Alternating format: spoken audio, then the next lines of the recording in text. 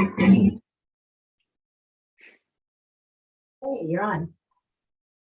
All right.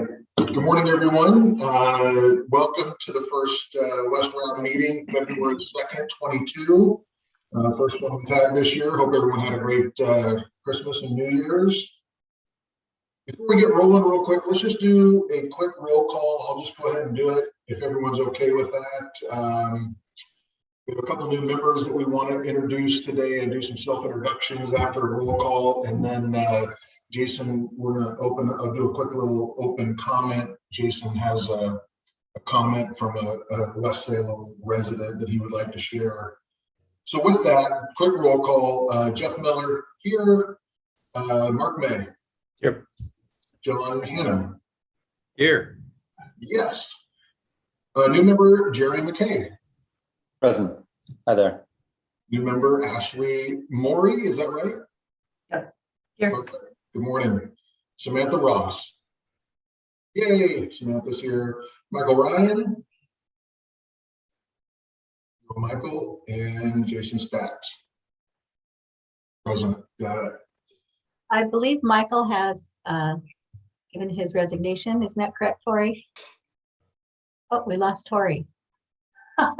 Yes, Mr. Ryan has resigned. So, okay, so moving forward, can we remove him from the board member and put it as an open seat then? Yes, he just did that a couple of days ago, so all the paperwork still shows his name on it, but he has resigned. Gotcha. Okay. You know what? Along those lines, Ashley, you're replacing. Oh boy. It was Brittany Davidson. Yeah, Brittany. It would be nice moving forward when someone resigns or moves on. Just personally, Tori, Anita, I would like to know that, just to reach out to them and thank them personally for participating in these boards. When the last member left, and again, I'm so terrible with names, it's embarrassing actually. I actually just happened to stumble across that, and I was a little bit aback that we had no idea. So I think moving forward, it would be good. I'd like to maybe just reach out to these people as the chair, just to thank them for their service, even though they didn't make it their whole term. So enough of that. Yeah. Real quickly, we have two new members to the board, which is good. So if everyone has the agenda in front of them, I think we should just go down that list and do a quick self-introduction. However, I will go last after Jason, if that's acceptable to everyone. Just a quick self-introduction so everyone can kind of get to know each other for a few seconds. And with that, Mark, if you wouldn't mind kicking us off. Yeah, so good morning, Mark May. I'm on my, I guess, second stint as a board member and longtime West Salem resident, and I'm affiliated with Rain Suite, which has a footprint in West Salem still. So hello and welcome. Thank you, Mark. John?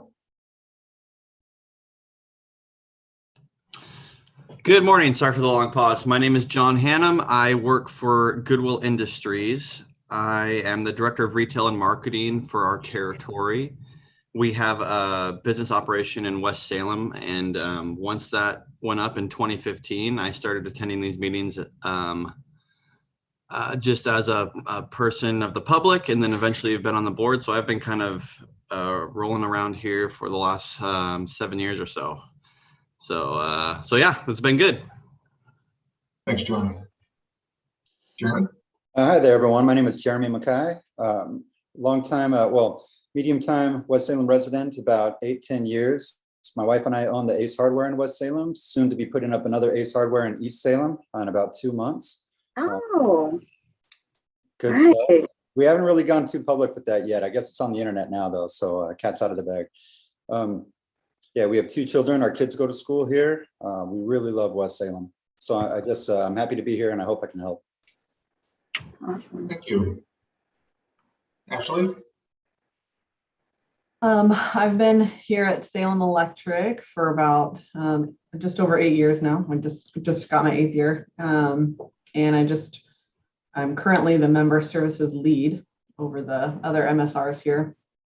And yeah, I've been on a couple of other committees within WPPA, but this is my first advisory board, so I'm pretty excited. Missing Brittany, but pretty excited to be here. And yeah, I live in Sublimity and got 3 kids and a dog at home, so and a husband. Good, well, welcome. Thank you, Ashley. Samantha? Hey, good morning, everyone. Nice to see all you people out there. I run the Washington Federal Bank here on Wallace Road. I just had my 10-year, so pretty excited about that. I'm also the president of West Salem Business Association and a West Salem resident as well. So it's nice to see all you new faces and Jeff and Mark and everyone. John, Tori, hope you guys had a great holiday. Missed you guys. Thank you, Sam. Good to see you. Jason? Jason Stats. I am newer to this board within the last year. I am a business owner of Across the Street Vintage and Resale, and also Where to Eat Guide and Associates, which is a regional company but has its corporate office here in West Salem.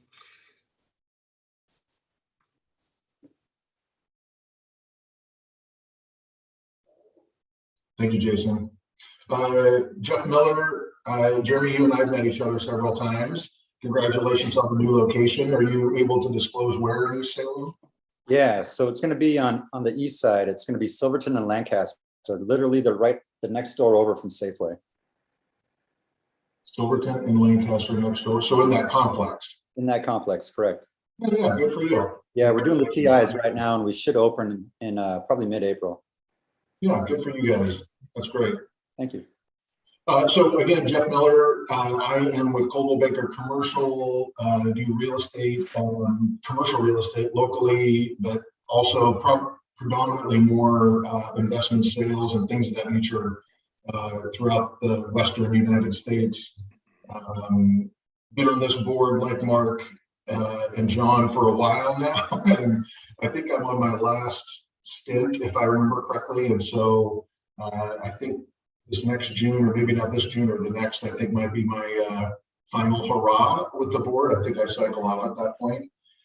And other than that, I'm also involved with the Chamber of Commerce here in Salem on their board, and pretty involved in their public policy group as well. So, excuse me, with that, welcome to everybody. I think it's great to get back together and have another meeting. We haven't had one in a few months. So, with that, we will move on to item number 2.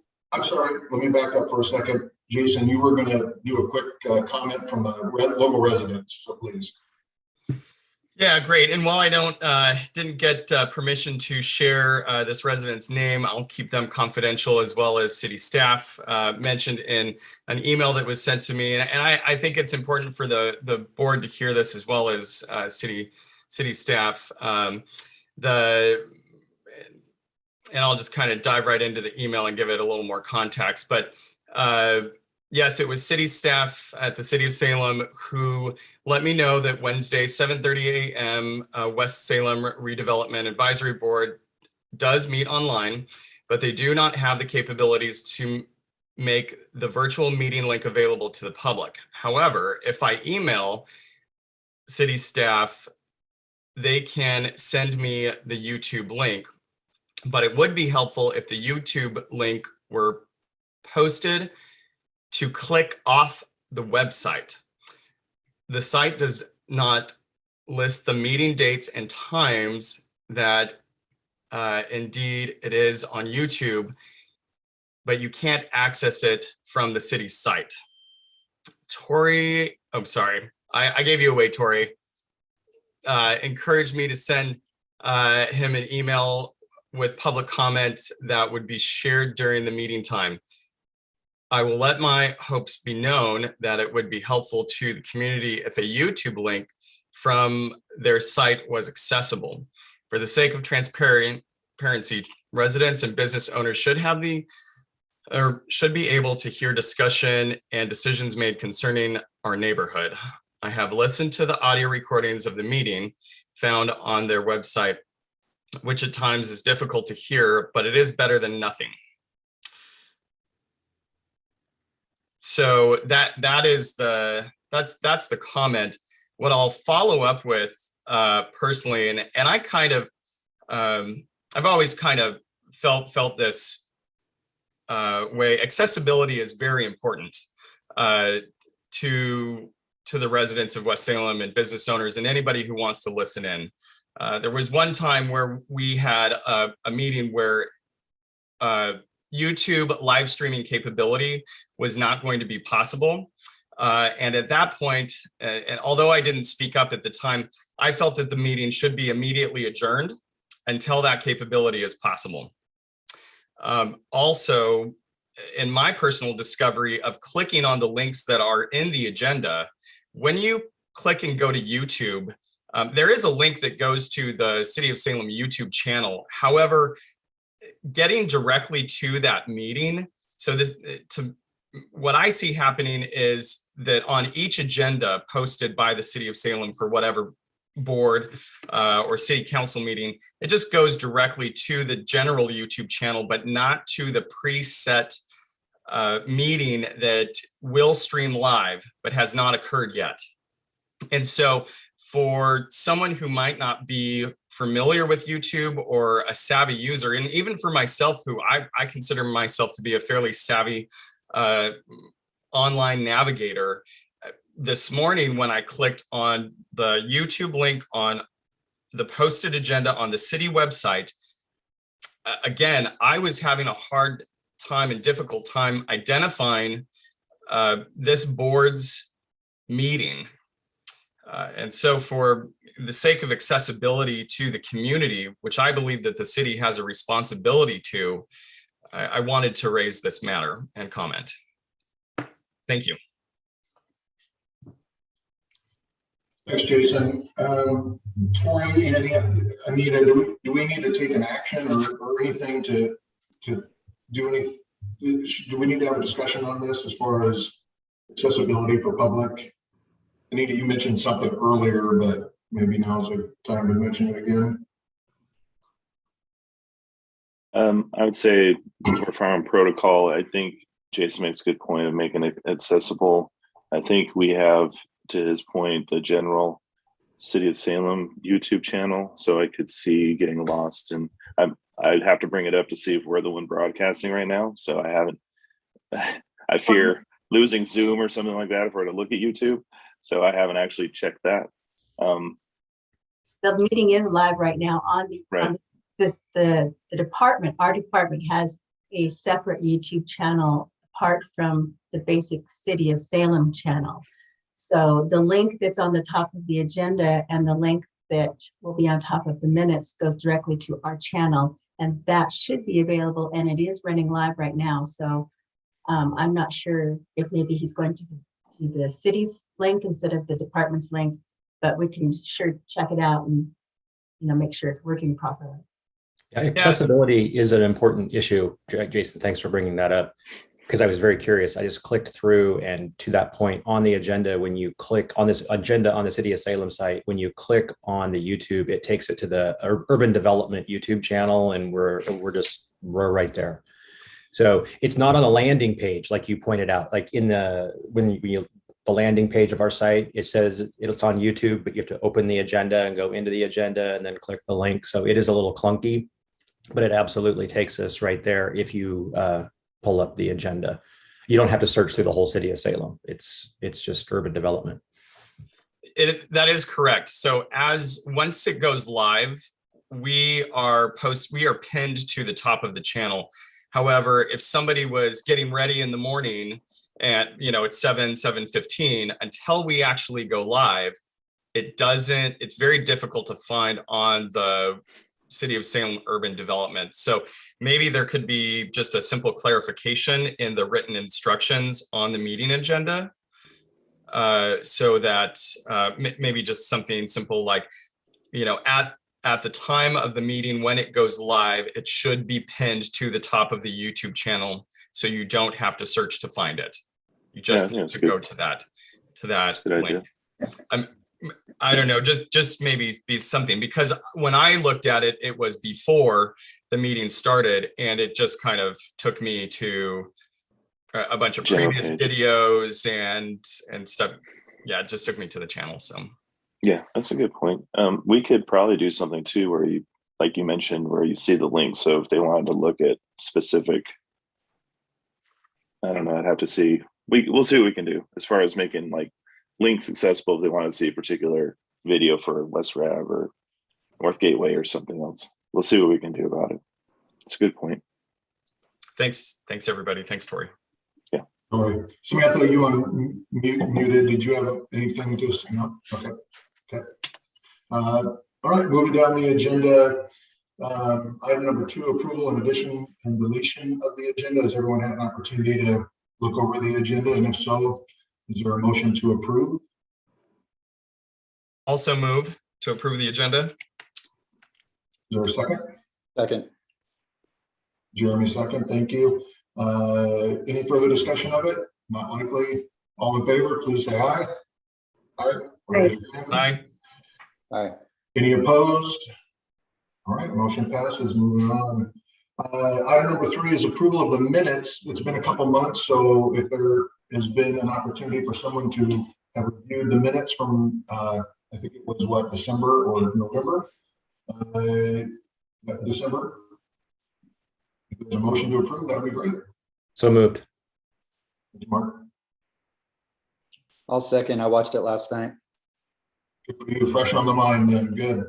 All in favor, please say aye or raise your hand. Aye. Aye. Any opposed? Nope, unanimous. Perfect. Action items. Real quickly, I just wanted to say, I just noticed through the pandemic, I think I've lost a little bit more hair, and I've got a shiny spot. And if I'm blinding people, you guys put your glasses on. I didn't realize how shiny that was up top there. It's not as shiny elsewhere, but it's a big forehead. So with that, let's move on. I just need to get that off my chest. A little embarrassing.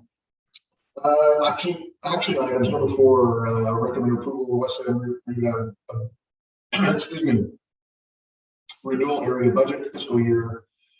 Tori, long conversation here. Yep. But I don't appreciate the segue, but I'll take it from here as far as glare off the head situation. It's a lot more shiny on my head for some reason. All right, let me share my screen here.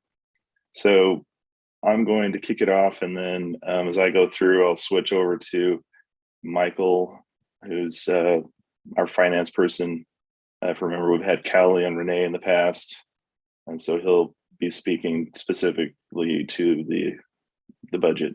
I'm just going to give some context. Everybody see my screen? Yes. So really quick, obviously, the West Salem renewal area. And just for reference too, I'll probably start to include this more often now that we have more new members. West Salem renewal area is this location. It's basically across the river from the riverfront downtown and the south waterfront renewal area. So just as a reference. So the city of Salem is starting the budget season for 2022, 2023. So as you know, with the election of the chair and the vice chair, the West Salem Redevelopment Advisory Boards follow the fiscal year, and that's how the city of Salem is set up. So July to June 30. So starting the budget season, and it starts with the Redevelopment Advisory Board for the West Salem Urban Renewal Area. So as far as the process goes, like in your capacity as advisory, give you a chance to look it over. Though it's framed in the agenda as a recommendation, but you guys can speak to it and deliberate. But from there, it follows the public process with the citizen community budget committee. So you can track that online and through social media. So there are resources available. The meetings are public. So as you follow it, the recommendation from the West, for the West Salem Urban Renewal Area, you can see how that makes it into the full budget and through that process. Usually as far as timing, There'll be public deliberations with that body through probably starts March, goes through April, and May is usually about the time they conclude. So everything's in order for June. It could even go into June potentially, depending on changes and things with the committee and with the council, and before it gets adopted. As long as it's adopted, obviously before the end of the fiscal year, so it can get financing and everything in order for the next year.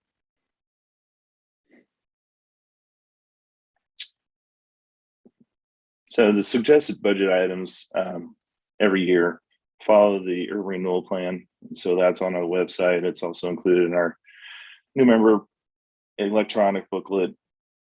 Take a look at that as far as like goals, objectives, projects. We also had the 2015 action plan that had the follow. It's basically following the goals, objectives, projects of the plan. Some projects have been completed, so it's just an opportunity to revisit priorities for the next coming years. And so that's what came out of the action plan in 2015. So in the packet that was sent to you guys and made public, it has columns that shows like how funding fits within the renewal plan projects and within the action plan, and then the recommendations, the way it's set up. So that's just something for reference as well.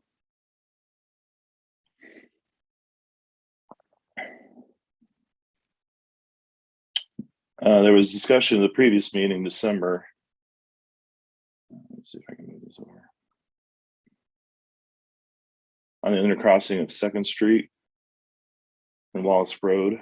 The concept map that you see is from the 2015 action plan that I mentioned before, where the focus of the recommended street improvements for to improve local multimodal connectivity.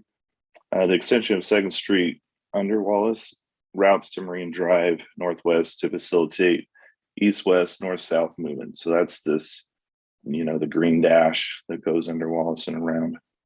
So this is the graphic that followed the recommendations from the action plan. So this is just some context. So what I'm going through right now is just some of the background because we have recommendations tied to 2nd Street specifically. So the combination of these improvements further connects the district and alleviates some traffic pressure on Wallace Road. Again, in concert, no one piece, like the extension of 2nd Street from Wallace Road west to Girth by itself isn't going to do much. It's really a concert of, it's a piece of the puzzle that will help facilitate movement in the district. These public investments will also result in private development and redevelopment. Any question on that background as far as 2nd Street, Marine Drive, other recommended connectivity, local connectivity in the district?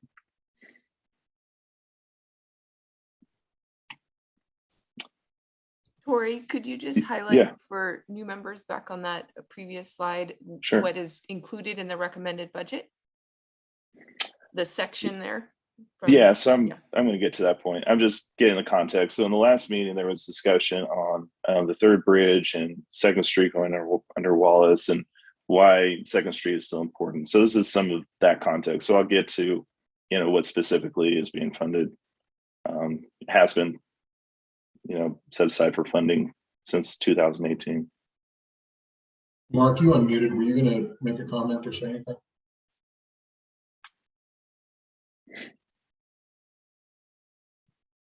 Sorry.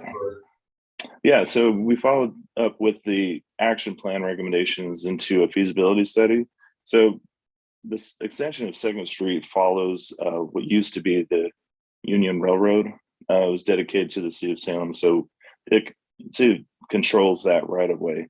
And so what we wanted to see from the feasibility study is to see if we could make these connections, the undercrossing of Wallace, everything work from an engineering perspective and get kind of a idea of what it would cost. So engineering feasibility studies were conducted in 2016, 2017, and determined that the undercrossing connection to Marine Drive were feasible.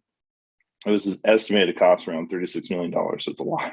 So the advisory board and some members of council wanted to see how the local connection would work with the broader regional transportation network included in the 3rd bridge. So this was, again, direct movement from the feasibility study that showed the local connections, how it would look from an engineering perspective. And then the next slide picks up, you know, around this time, 2016, 17, council was deliberating on the third bridge. And so, of course, with the cost and an investment that was so big to have Second Street connect to Marine Drive, it would, of course, have to fit within that broader regional connectivity. So this slide shows how the ramps to 22 and from 22 and interact with Marine Drive as it comes around Wallace Marine Park. So again, this is just history. Those who've been tracking, I'm sure most from West Salem have been tracking, third bridge has not been supported. So this was just in the context of, if we're making these local investments, providing that connectivity, will it work with what was anticipated regionally at the time? So that's just some of that. And it did, it worked. There was obviously concern it would require additional right-of-way in Wallace Marine Park. You can see that there.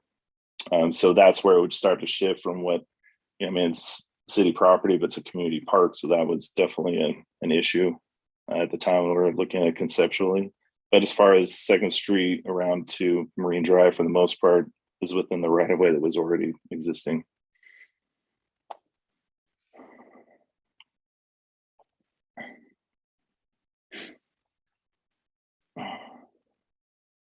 But the urban renewal investments have always been to enhance the district. So it makes sense for future planning that the local connection fit with the regional places. So they're independent, or they're not required for the regional connection to maintain viability. The undercrossing, Marine Drive face funding and political challenges to the advisory board. So the advisory board and the agency determined to specifically fund and look at the west section of Second Street. So from Wallace to Girth is what we're looking at right now. So again, that's just some of the broader context. When we look at the design, which we're approaching 60% now, we just have to make sure that we still anticipate a future where, if the funding's in place or the political reconciliation happens as far as the alignment of Marine Drive, that still makes sense, that it's still a connection that can work.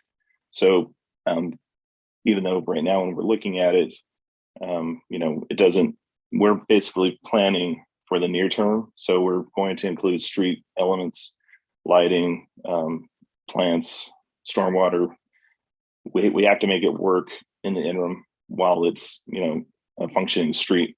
When we get to a point, if there is a future where the crossing of Wallace under Wallace happens, we'll revisit how to address it. But right now there's a significant budget shortfall as far as urban renewal. This is in the specific, again, fits some of that regional piece. So urban renewal will contribute to some of that crossing, but it wouldn't be able to satisfy the bulk. So we'd have to have additional funding sources, and the alignment of Marine Drive would have to work out, with community members and members of the agency. So what we've been looking at to date has been the section that makes sense as you look at Second Street through the industrial area.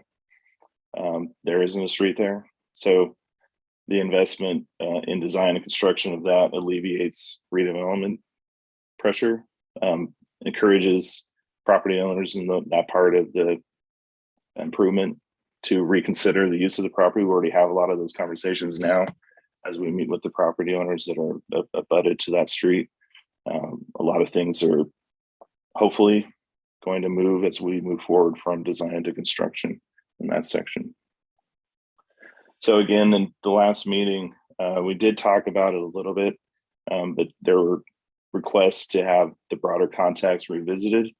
Does that fit what you were looking for? Does anyone have questions as far as like the section of Second Street we're doing now and how that fits with that broader, the other pieces? Any additional comment, questions? So Tori, I think I stirred the pot on that last meeting, and thank you. I think this was a really good overview for the whole board, starting off where we are today with some new folks and just a refresh of where we've been. And I think I'll just say kind of for the benefit of the whole board, one of the challenging things about what we're doing, and it's good work, but is that we are doing, and as Tori said very well, this near-term work that needs to be done, and then it needs to fit into a possible larger context that could be 10 or more years down the road, if ever, depending on, as he said, political will. And so as we're doing all of these, as we're reviewing everything and making decisions and putting our opinions out there, I think it's just good to remember that we have the near-term incremental thing that may be everything at the end of the day, or it may fit into something bigger. But we can only handle what's before us, during the term of our board positions, and then hand it off to somebody else for the future. So I thought this was great. Thank you. Just to clarify too, really quick, like not to get lost in the context of it all. So to Annie's point, the section that we're looking at improving right now that we've been, that the advisory board, the West Salem Redevelopment Advisory Board, the budget committee, agency have all supported, has been funding for this section. So we're looking at, well, it's even beyond that. So it's from Girth to Wallace. And what we'll do, I do have a slide to show you as far as where kind of the alignment is at this point. We'll have full meeting on that at the next meeting. So we'll have engineer staff and we'll get into the details of what the design is shaping out to be. So I don't want to get lost in that right now, but just to reiterate that, looking at this broader context, it's overwhelming. But right now we're just addressing the immediate need, which is lack of street connectivity completely through this section, and improvements to, from Patterson west to Girth. We'll get into that a little bit more at the next meeting.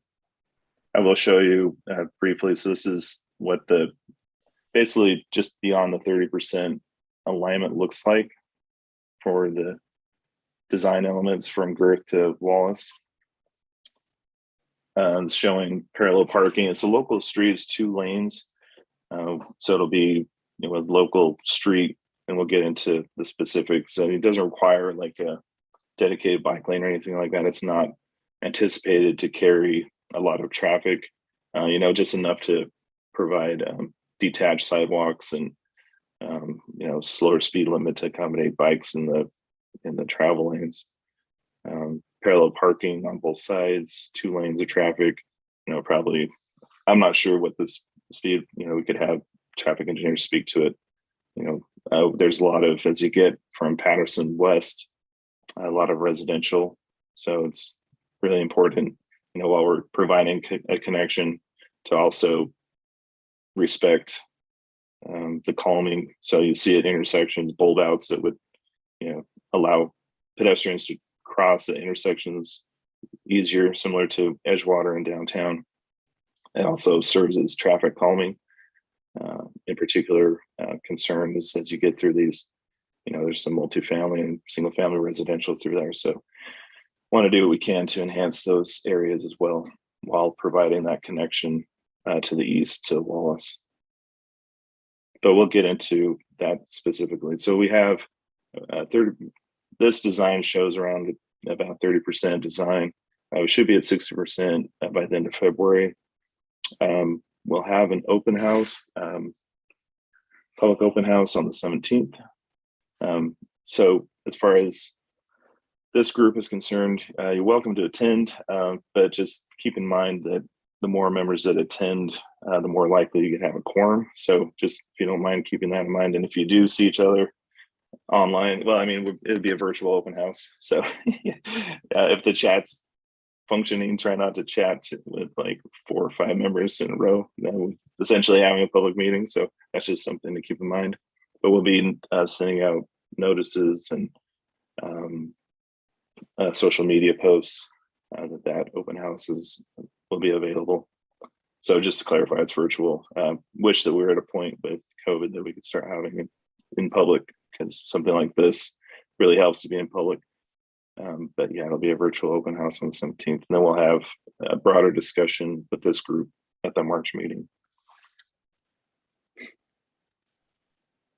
Tori, real quickly, just wondering on the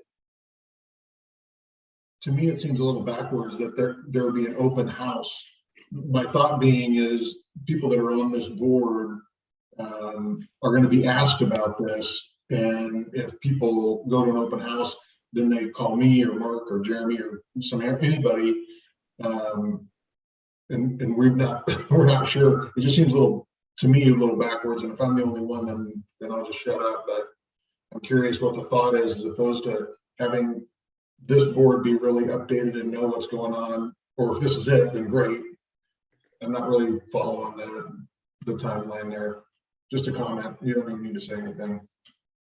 No, it's really the timing of all. So the February is necessary because for us to reach the broader affected property owners, aside from going door to door, we have to mail them. So it's one of those where we're, yes, we want to keep you guys appraised of the status, given the funding and everything, as quick as possible, but we can't get ahead of ourselves as far as direct outreach to the directly affected property owners. So that's something we're balancing right now. So that's where, initially it was going to be just an open house for the affected property owners that literally abut Second Street.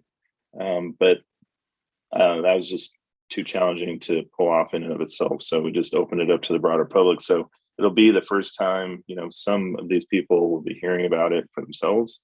So we felt that it was, as far as timing, I don't know, I wouldn't say more important, but just, keep everything moving. We want to meet with those folks and invite them in and answer questions.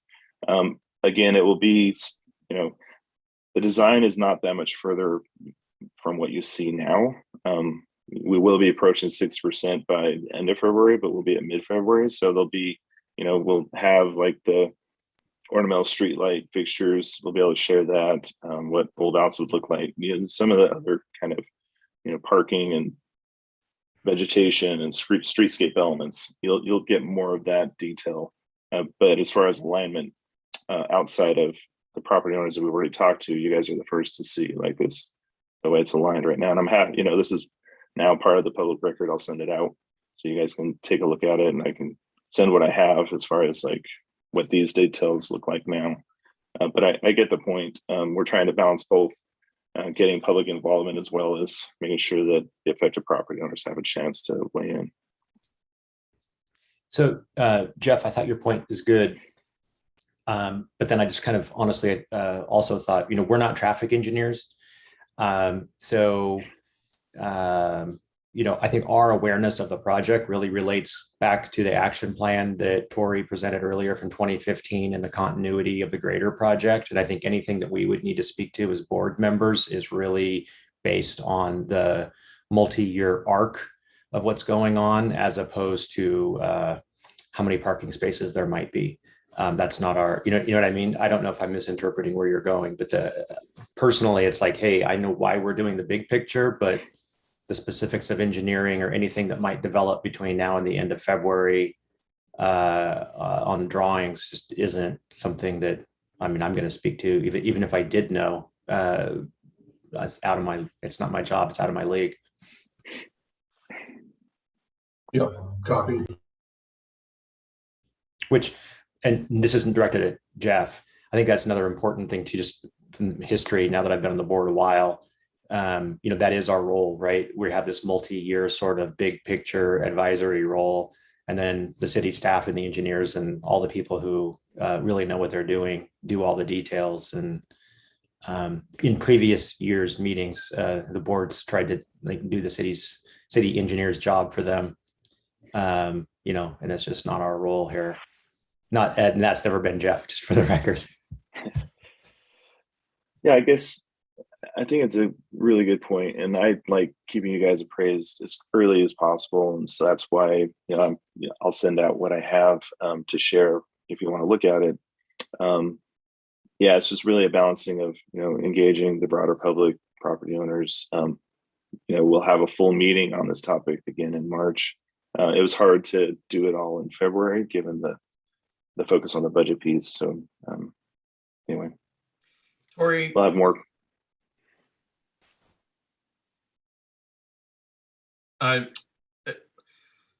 What will be the feedback process at the open house from those who attend? I'm assuming you're collecting feedback as a part of the open house, and if so, how is that feedback made?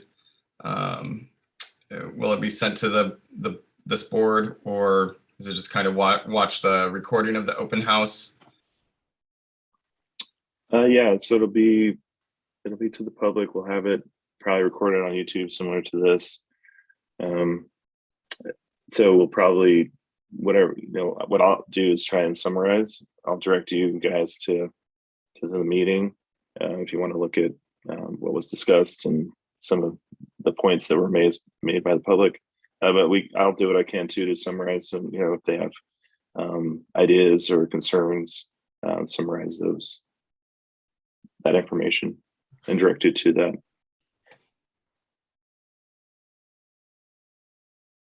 Yeah, as far as feedback, we will have like lighting. This is intended to be kind of an extension of the Edgewater district. So we want to include some elements that make you feel like you're in part of that district. So we'll be including more ornamental type lighting.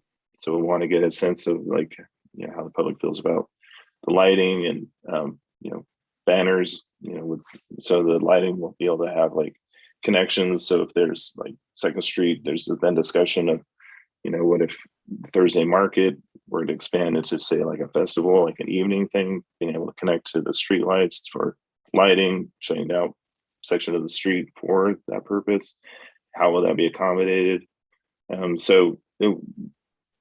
also really anticipate hearing from the property owners that the single family, multifamily housing that's along this corridor, because there will be some trees will be impacted. So we'll probably hear from them, hoping that, we're pushing away from their front yard a little bit more, giving them a little bit more space. So hopefully that's a good thing. It will be construction in their front yard. So, if they are patient enough to get through that piece, it'll be a new street, new sidewalk. So that should be helpful. Maintaining parking too. There's parallel parking through this section in front of this housing. So I want to make sure that that's carried over and accommodated. The bulb outs, that's one of those things where, hopefully the safety and the pedestrian, the overall, like the feel of that street as you go through as it narrows, hopefully makes it feel closer, calms the traffic as it goes through there. There might be, with the connection to Wallace, concerns tied to, cars driving faster, accessing that street that didn't otherwise. So that might be some of the discussion. But yeah, I'll do what I can to communicate the feedback that we receive. Thank you. All right. So really quickly on the budget side, and I'll turn it over to Michael.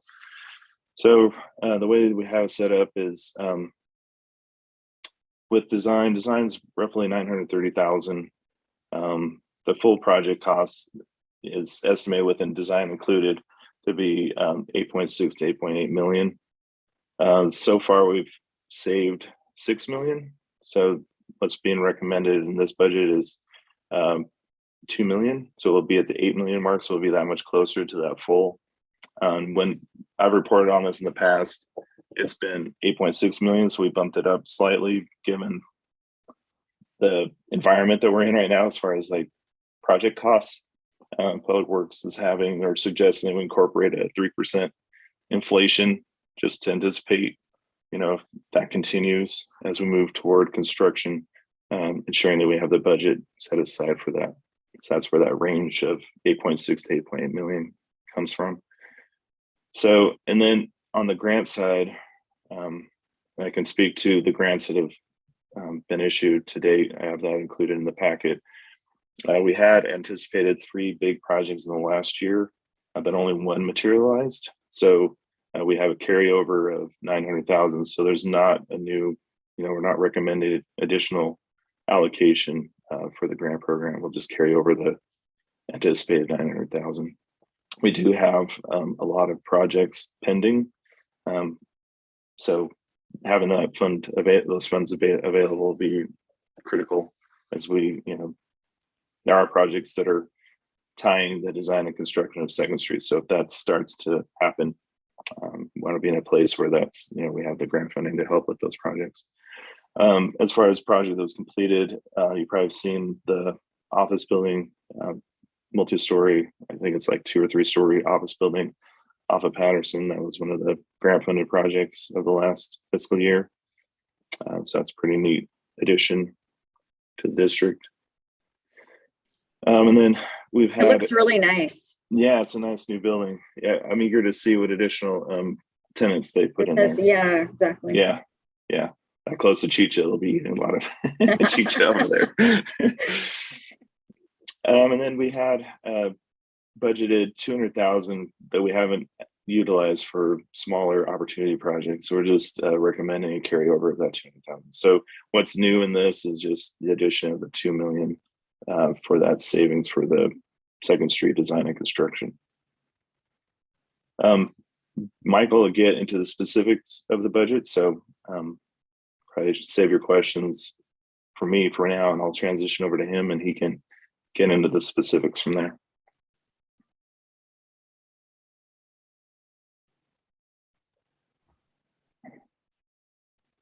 Good morning, everyone. Thanks, Tori, and thank you, board, for having me.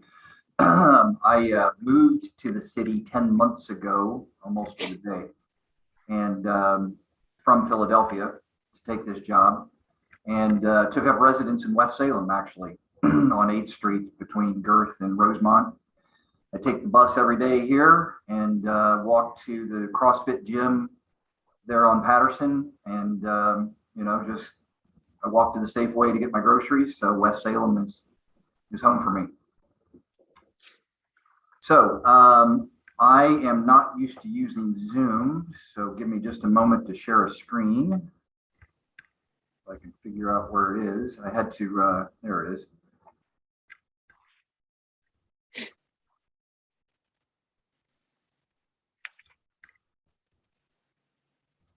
And I'm trusting that everyone sees this spreadsheet up here.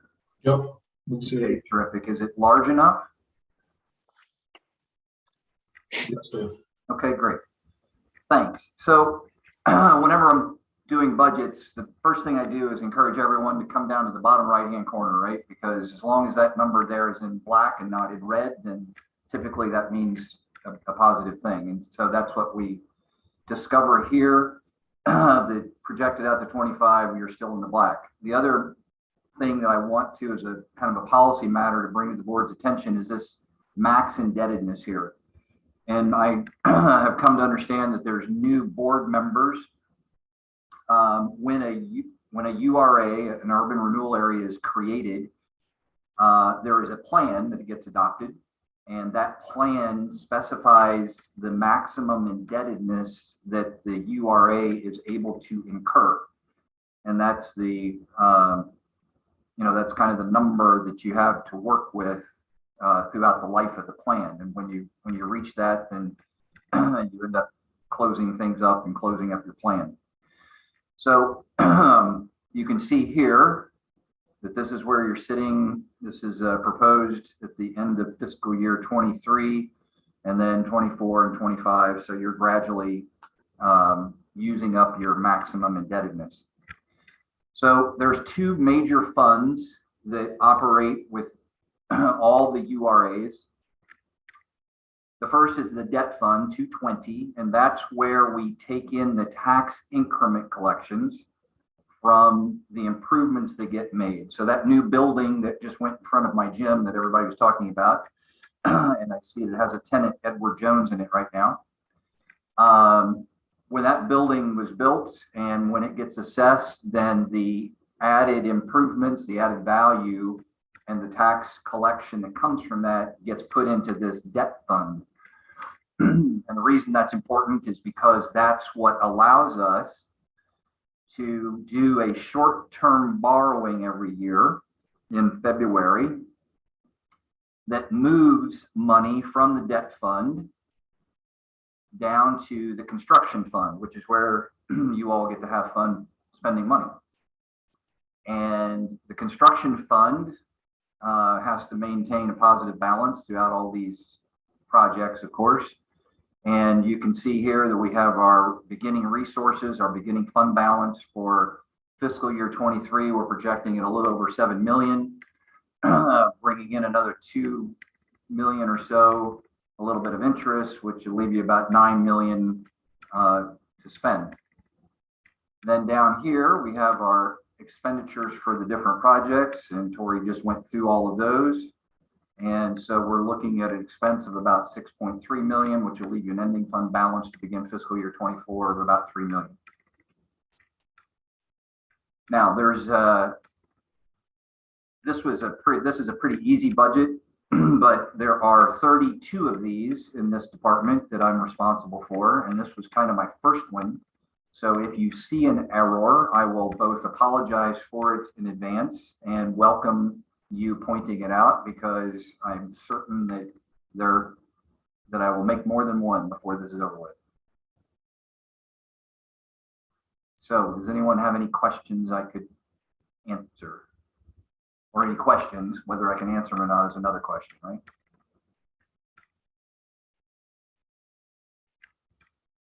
Okay. Thank you, Mr. Chairman. Thank you. That was helpful. So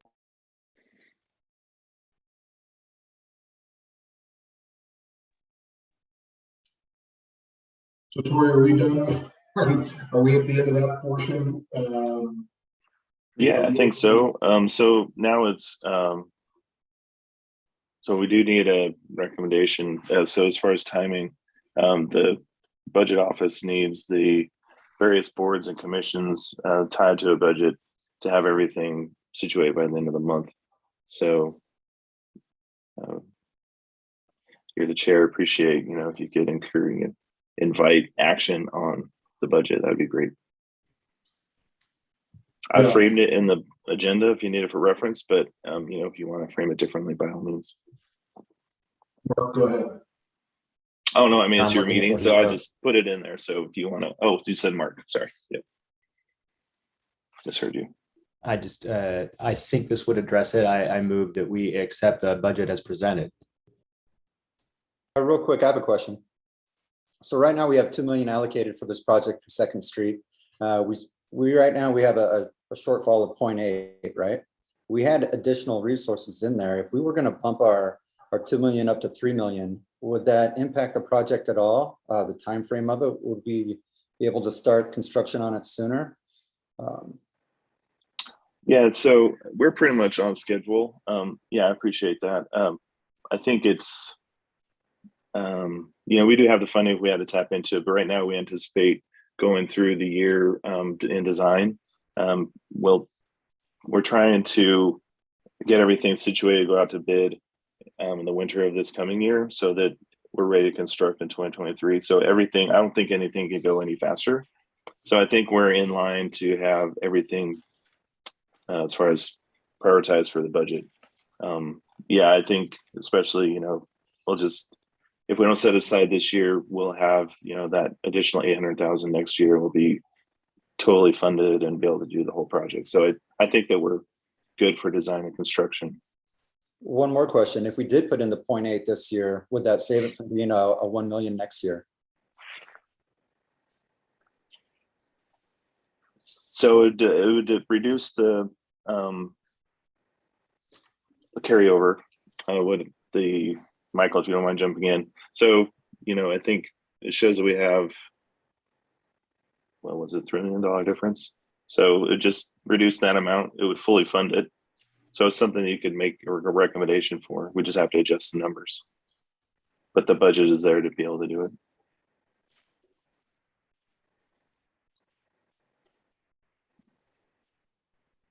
Sorry, Tori, I'm struggling here trying to adapt from Teams to Zoom.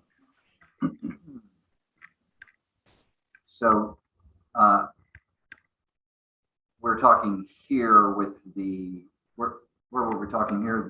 This line item here, the 2nd Street So the way that we're framing it is to have the 2 million put in this year. Okay, So if that were to change to, the 2.8, just to fund it completely, how does that affect ending fund balance and into the next fiscal years from there? you're going to, well, you're looking at 3 million sitting right now. So if you add 2.8, you're going to be cutting a little closer, but it theoretically fits. So where can I put this? So you're talking about boosting this to 7 point. So I guess that would be, I don't know where you have the other, so it'd be 5. Anyway, it'd be $800,000 change, however you want to put it in there. And I guess, of course, my big question is, if we put that money in right now, would that save us money a year from now? If it's not going to save us money, then there's no reason to do it now. We're not going to be spending it, so it doesn't really do anything. I mean, it's going to be sitting either way. I mean, it's the way it's situated now is we're prioritizing like the allocation of it. So we've basically set aside 6 million to date. This will be the additional 200, earning interest on that money because we're not using it aside from the expenditure we have for design. So it's really just a a numbers thing on here. And we're not going to move into construction earlier either. It's just not possible. I mean, we're moving pretty quickly, if we are fully complete without having any hiccups in the design process, we should be ready to gear towards construction next year. So, and we have the funding to be able to do it. So I don't think it's necessary, but it's, if you guys want to, if it's simpler to, have that completely funded and not really have to address it next year. You can make a recommendation to make that change and fully fund it. And I wouldn't make that recommendation. Now that we've talked about it a little bit more, it seems like it makes more sense to just leave the money in there.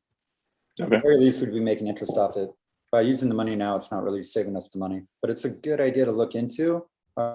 Sometimes you can prepay on things like that and you will save over time on expenses, but it doesn't sound like that'll help on this one.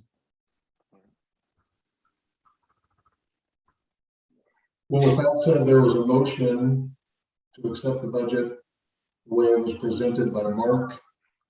Jeremy asked some questions.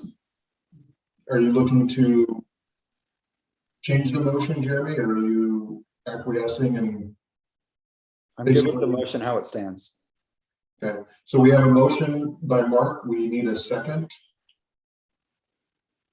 I'll second. Second by Jeremy. Any further discussion before we vote? I'd just like to say, Jeremy, great questions, and thank you for bringing them to the table. And nice quick SWOT analysis of pros and cons to potentially funding it fully now or a little bit later. So just thank you. Yeah, thank you, Jason. Thank you, Jason. So the motion and a second to accept the budget as presented. All in favor, please say aye. Aye. Aye. Any opposed? Jeremy, you raised your hand after I said opposed. You're saying aye to the motion or opposing? Oh, I had a glitch. Internet. Okay. It was an aye. Okay. So for clarity, for the record, it was unanimous vote to approve the budget as presented. Thank you all.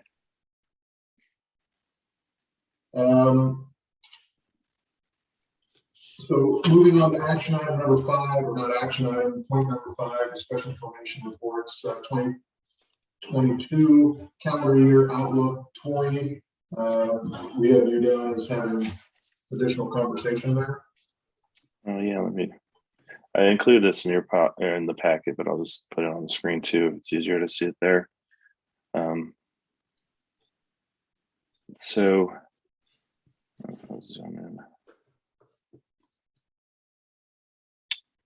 It gets confusing with the board being, the fiscal year, the budget on the fiscal year, but then it's the calendar year. So since we're talking about budget and we're starting a new calendar year, I figured it's helpful to start the conversation as we get into the next topic as far as updates from Edgewater Partnership, the West Salem Business Association, and others.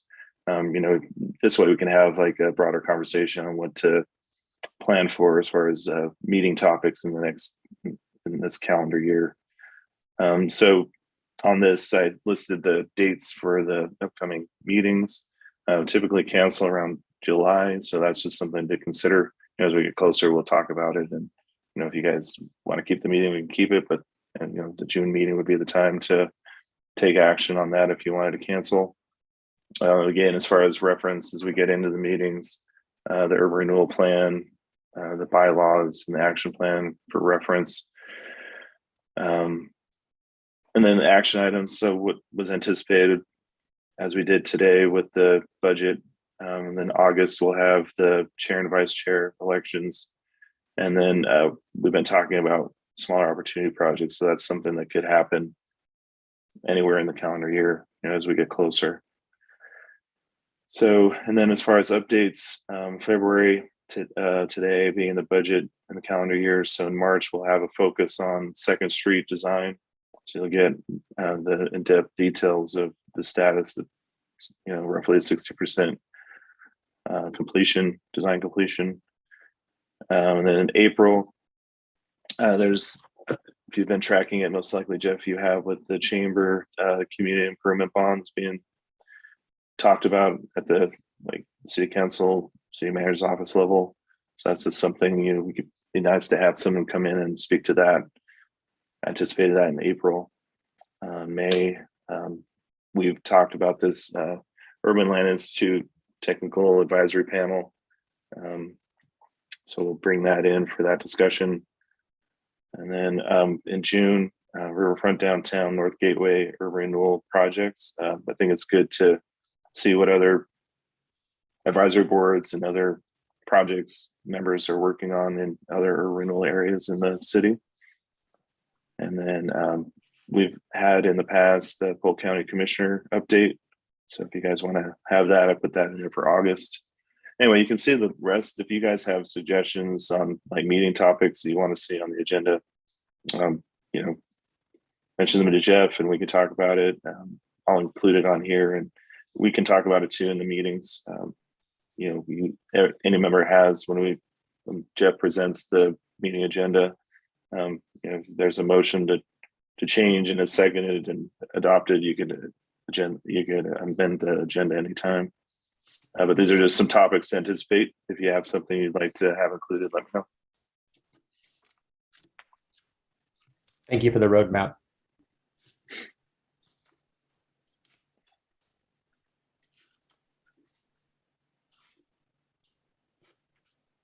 I always think it's helpful to see what's going on for the year, what's kind of projected conversation. But I think that, to Tori's point, I think it's good to remain a little bit fluid when things change and arise, and the URA to be able to add or subtract discussion points. So thank you, Tori. Yeah. Well, with that, I know that the meeting was scheduled till 9. We typically end at 8:30, I think, don't we? Somewhere around there. I never remember. It was 9:30. Excuse me. I think the meeting was going to 9:30. To finish up around 9, 7:30, 9. So I think we're going to get a little early, but that's kind of the end of the agenda where we open it up for new members. We open it up for West Salem Business Association. So Samantha usually jumps in. Neighborhood Association, Edgewater Partnership. If there's any involvement or any information that can be shared with the group, this is kind of that time. So with that, Samantha, would you mind sharing what's going on with the West Salem Business Association? Sure. We had picked up our general monthly luncheons over at Roth's in person. Carlos Ruiz, new principal at West, was going to be our guest speaker. Last minute we had to cancel. So we're going to pick him back up for our February in person. And then meeting after that, we're trying to get Chief Womack to come in and speak to the group. So membership is still well. I feel like we're always saying, oh, we're trying to work on, making it bigger and better, and still in the process of doing that. I hate to bring up COVID, but I'm kind of optimistic, and I've never really blamed on that, but it's really taken a toll. So we're just moving forward and trying to get local businesses involved and get the word out there. Morning greeters, we're having a little bit of a hard time getting local businesses to agree to have the morning greeters, just because our lack of in-person. So if anyone knows anyone local West Salem that is interested in hosting, please have them reach out to me. Jeremy? Just kidding. So yeah, 7:30 is so early these days. I know we can change that to 8, just saying. Mhm. So anyhow, we're just plugging right along. Our next board meeting it's actually scheduled for the second Wednesday of each month at Red Hawk right now. So we're doing in person. So if anyone wants to join, they're more than welcome. It's a good time. I think that's all I have. Any questions for me? Really have a question, but I do think it would be an interesting meeting with Chief Womack. I've had a few meetings with him, and Really excited so about far really enjoyed him, and Yep. appreciate what he's trying to do with the police to this point, for sure. Yep. Got his hands full, that's for sure. Agreed. We used to have a member or two that was part of the Edgewater Partnership. Is anyone here involved in Edgewater Partnership? That's right, Jason, I'm sorry. I should have remembered that. I apologize. Yeah, Jeff, I'll take the floor for West Salem Neighborhood Association. Vice Chair is my current role. I forgot to mention that during introductions. It's my second term serving as Vice Chair for the Neighborhood Association, and I also participate actively with Edgewater Partnership, or Edgewater Partners, which is kind of one of the neighborhood groups funded and promoted by Salem Leadership Foundation.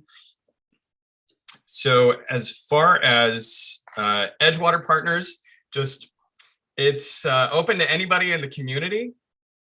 They recently have added some more money to their budget. So if you're interested in beautification projects or some funding requests to help the community, whether it's they've done different projects like supporting appreciation gifts to the middle school teachers, high school teachers, things of that nature. They're doing they're helping out with a huge pie giveaway for appreciation to the teachers, all the teachers in the Salem Kaiser School District, with personal pies.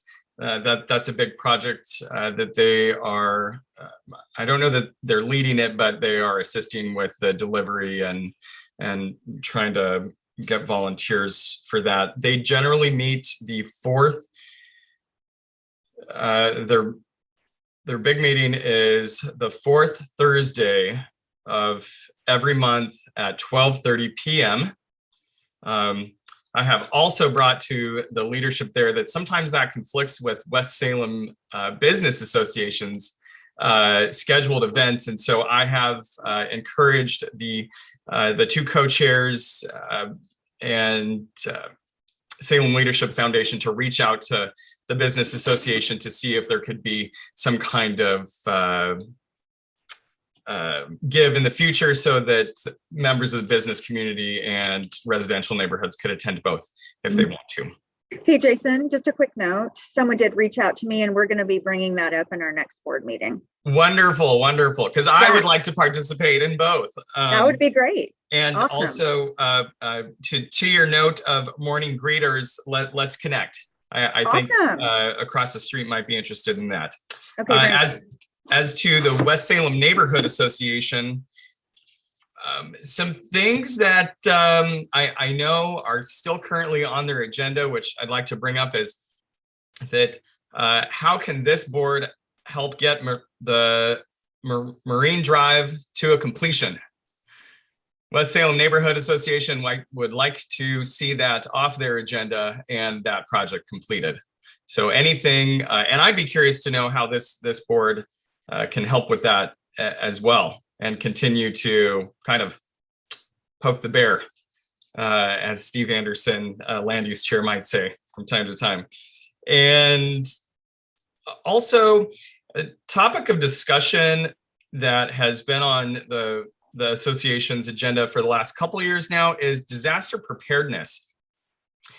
How could this advisory board assist in getting some land purchased within the urban renewal area for staging equipment that may be needed in the event of an earthquake or a natural disaster, which would render the bridge, the traffic bridge, useless or inoperable. And so that's a big concern for the neighborhood association, and maybe something, I don't know if that falls within the West Salem Redevelopment Advisory Board scope, but something to take a look at. And I think that's, the association's looking for a secretary. If anybody knows anybody who might like to fulfill that position. And the upcoming meeting, I believe, is going to be on Wednesday, February 23rd at 7 p.m. The association decided to start alternating meetings from its original, or actually it might be the 16th. I'll have to, my apologies. I'm not clear on this, but I know that we've gone to a rotation of doing the third Monday or third Wednesday of alternating each month throughout the year. So please check their Facebook page for a firm date, or you can reach out to me directly. That's it. Thank you. Thank you, Jason. For the new board members, the last thing we usually like to do is just open it up if there's any topics. There generally isn't, but if there ever is, back to Tori's point, if there's ever a topic that comes up that you guys are considering or thinking it'd be good for us to have this conversation, just shoot either Tori or Mark or myself an email, and then we'll try and coordinate that to get it on to the schedule. So with that, if there's anything that someone would like to hear or topics for the future, Samantha, go ahead. What's going on with the sign? Yeah, that's one of the smaller projects. So we'll be, we'll talk about it this later this year. So nothing right now, but yeah, we can get that on the agenda. I think next one will be focused on 2nd Street. It might be a good fit. Let's see if we can put it in there, and I'll see what I can do to give you more information on it in March. If not, it'll be April. So very nice. Thank you. Thank you, Tori. And Sam, I think how we left that last time was the one coming off of right there at Wallace and Edgewater when you're coming off, I think was kind of Rosemont, yeah. A struggle, so it was shifted over to Rosemont. Rosemont, right. So hopefully Okay. that's what we can talk about. I'm with you, Samantha. I do think that it would be good to have a really cool welcome to West Salem community kind of thing. Yeah. So Tori will give us an update at some point. Yeah. March or April. Thank you. Well, with that, I know, Mark, you need to probably get off the call here. Is that correct? So with that, I just want to, again, one last time say thank you to Ashley and Jeremy for participating and jumping on the board. It's important that we have a good representation for people. So with that, thank you both for participating. And with that, we are adjourned. Thank you. Thank you. Have a great